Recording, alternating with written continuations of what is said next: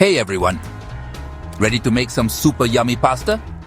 Today we're diving into a classic Roman dish that's sure to impress your friends and family. It's simple, delicious, and packed with flavor. So let's get started on this culinary adventure together. Just like they do in Italy, let's make pasta Amatriciana. This dish hails from the town of Amatrice, and it's a staple in Roman cuisine. With just a few ingredients, you can create a meal that's both hearty and satisfying. First, we're going to make the guanciale nice and crispy. Guanciale is a type of cured pork cheek, and it's the star of this dish. If you can't find guanciale, you can use pancetta or even bacon. But for the authentic taste, guanciale is the way to go. Put your pan on medium heat, put in the guanciale and let it cook slowly. This will render out the fat and make the meat crispy and flavorful. The key here is patience, don't rush it, and cook it for about 4 or 5 minutes until it's crispy. You'll know it's ready when it's golden brown and has a nice crunch to it.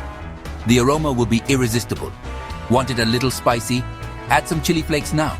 This is optional, but it adds a nice kick to the dish. Adjust the amount to your taste. Remember, a little goes a long way.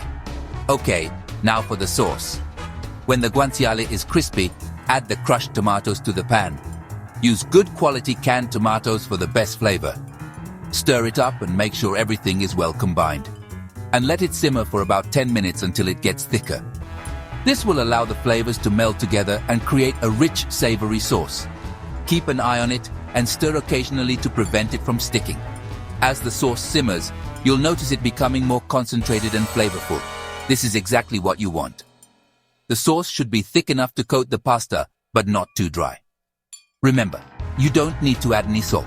The guanciale and pecorino cheese are salty enough. Just a little bit of black pepper is perfect. It adds a subtle heat and enhances the overall flavor. Pecorino Romano cheese is another key ingredient in this dish. It's a hard, salty cheese made from sheep's milk, and it adds a wonderful depth of flavor.